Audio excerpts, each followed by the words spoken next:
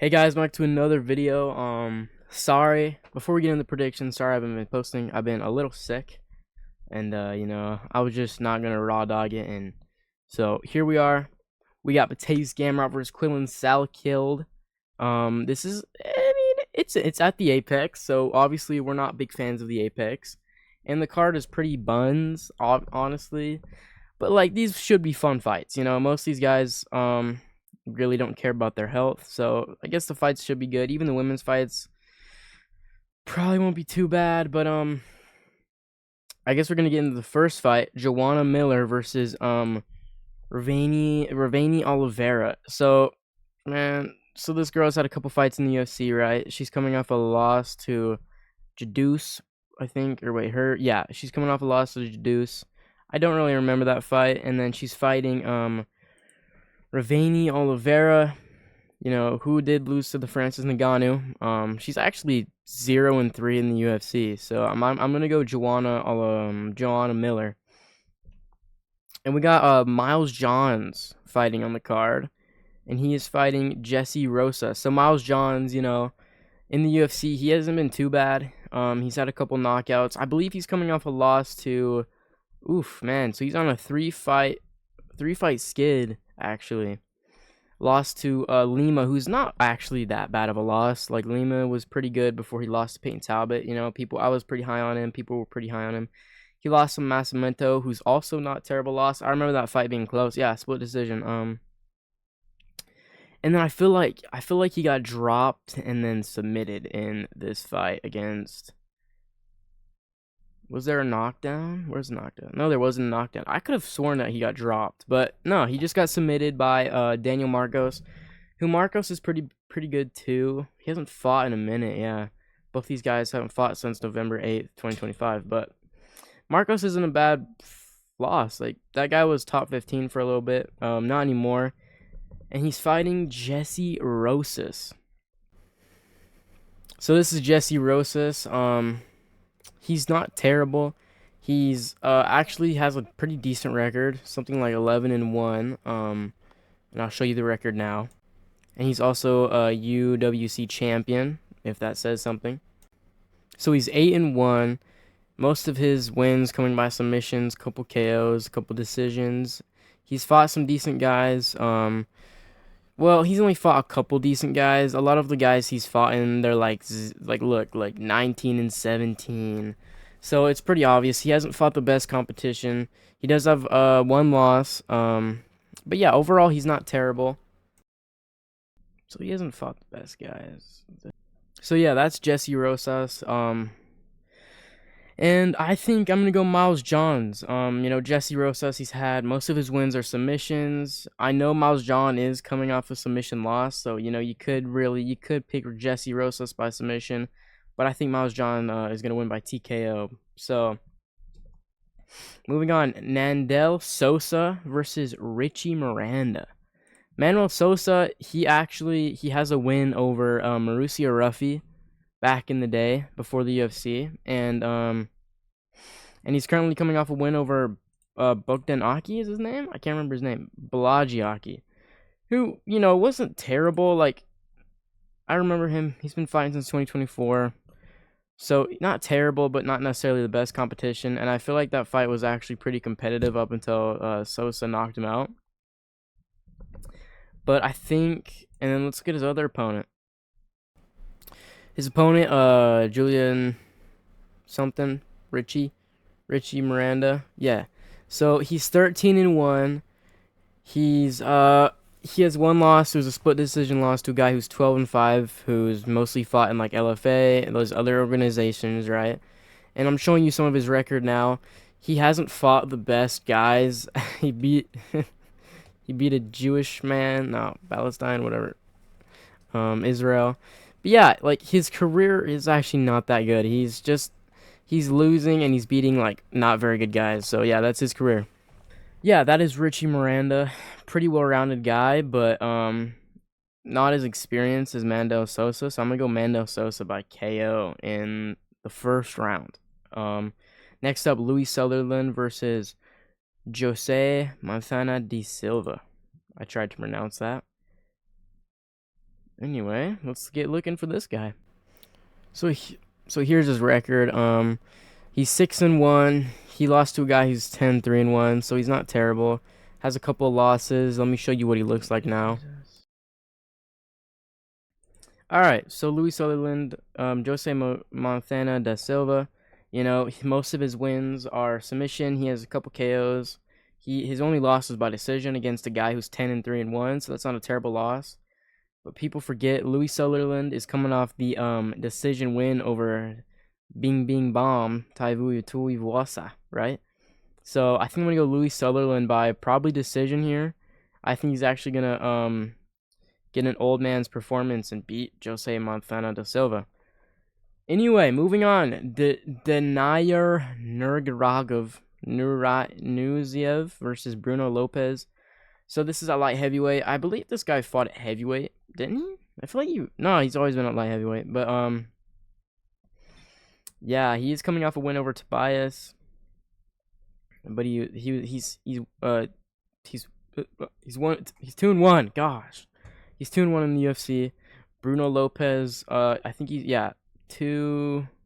1-2, but he's only lost. His losses are Dustin Jacoby and Navajo Sterling. So let's not act like this guy's a bum. I'm actually gonna go Bruno Lopez by decision. Steven Asblood versus Guheimer Pat. I feel like this guy's 0-1. Okay, I don't even remember this fight, but he did lose to Peterson by majority decision. I feel like I know this guy. Like, he's not terrible. Like, he's alright, but I think Steven Asblood is gonna just break him down and knock him out. You know, Steven Asblood, look, he's got a weird physique, but the dude's really chill. He had a good fight against Petrino. He did lose, but he had a really good fight, really good performance, and Petrino's actually really good. So I'm gonna go Steven Asblood by TKO round 3. Now moving on to T.Y. Miller versus Billy Ray Golf. Billy Ray Golf hasn't fought since 2025. He got submitted by Brahamaj, who's not a terrible loss. The dude's 1-2 in the UFC. Not active at all. Only fights once a year. Versus T.Y. Miller, who's a good boxer. 1-0 again in the UFC. Knocked out Adam Fugit. He's undefeated too. I'm actually gonna go T.Y. Miller by this TKO round 3. Amanda Lemos versus Alex Tanara. Go Amanda Lemos. Darren Elkins versus Yander Del Valle. I remember this guy. He okay. Yeah, you gotta go Yander Del Valle, because Darren Elkins is so washed beyond comprehension. Now Diego Ferreira versus Billy Quarantillo. Go Diego Ferreira. I know he got knocked out by freaking Hernandez, but Hernandez was on a streak, man. He was on a streak, all right. He beat Rebecca. That win's aged well. He hasn't won in 2 years, though. Hasn't even fought in a year, but Diego Ferreira is the win. And I feel like Billy Quarantino, I'm pretty sure he's moving up, because he did just get knocked out by Swanson 2 years ago. That was 2 years ago, man. Gosh, what are we doing with our lives? Yeah, go Diego Ferreira. And this is a crazy prediction by me. Might age terribly. Might age really good. But I've got a feeling about this fight, right? The Agarthan gods are telling me that Mateusz Gamrot is going to injure himself in this fight. He's going to injure his leg, and Quillan Salkild is going to get the TKO victory. Just watch. There's been a lot of TKO, this might age terribly. There's been a lot of leg injuries in the UFC lately, at least this year. So I think Quillan Salkild's gonna get taken down once or twice. But you gotta remember, Mateusz Gamrot's like 5'9". Quillan is 6 foot. He's gonna have the size advantage over Mateusz. And listen, Mateusz Gamrot, he's very elite. Like, he's up there in the lightweight division. He's solid. He has win. He just freaking submitted Esteban Ribovic, right? But Esteban is not as good as Quillan. Quillan is, I think, striking maybe. You know, maybe you could give Esteban, but Quillan is overall the better fighter. You know, I'm a little worried for Quillan. I think this could go, Gamrot's just got so much experience. He really could craft this up and just smudge Quillan and maybe submit him later rounds. But I think Quillan is going to stop the takedowns. He's going to land a couple teeps, maybe some leg kicks. And I think Gamrot's going to go in and and injure his leg later, round 2, round 3. And it's going to be really sad. But I think that I just have this feeling. All right, but now I'm gonna make a prediction if he doesn't injure his leg, because this is a weird prediction by me. I just really have a feeling like Gamrot's gonna get injured. I literally had a dream about it. So if you have a dream about something, you gotta speak it, right? But now moving on to a real prediction, who I think is gonna win. Like I said, Gamrot's gonna be experienced, but Quillan is the newcomer. He's the younger guy. I think Gamrot's 36. Okay, doesn't even work. Okay. I think Gamrot is getting older. Gamrot did have that war with Dan Hooker, and Quillan proportionally is very similar to Dan Hooker.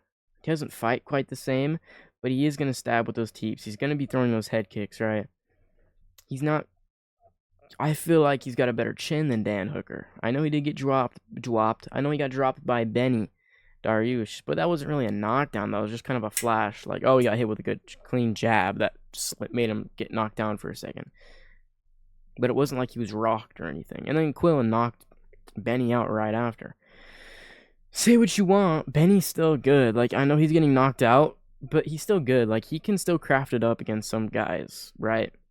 You gotta have knockout power to KO Benny. I know what people say, because look at Moicano. He doesn't have knockout power, and he didn't KO Benny. He did draw Benny, but Benny can get it back. You know, like we say, like other YouTubers say, he's crafty.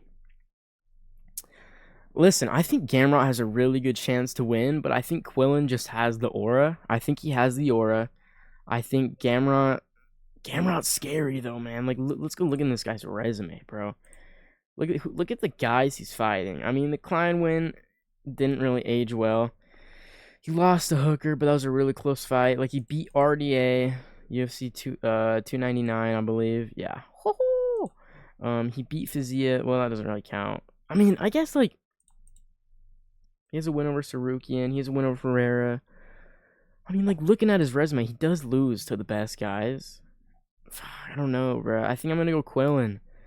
Gamrot, you can't beat all these new guys, bro. You can't just keep beating these new guys. I mean, look at what Charles did. I'm not saying Quillan has the grappling like Charles, but Charles just shut down Gamrot. I feel like Gamrot, if you shut him down, you can finish him.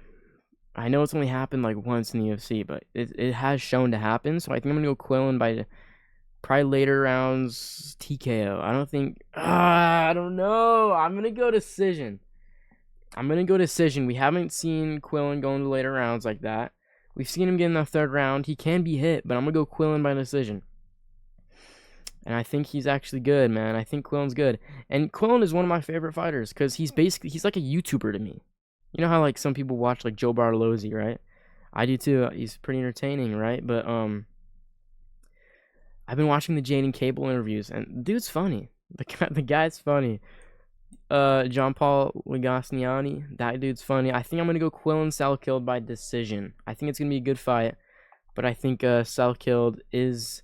I don't think he's necessarily the better fighter, but I think he's younger, he's bigger. So I'm gonna go Quillan Salkilled by decision. Hope you guys enjoyed. Yeah, I'm gonna get better. I'm been sick. Really no motivation, but I gotta do something, you know. Hopefully this pops off, cause man, if I can make something off of YouTube, I'm also gonna start posting on like a gaming channel. If I could make stuff on YouTube, oh man, that would be great. All right, see you guys. Thanks for watching. See you in the next one. Goodbye.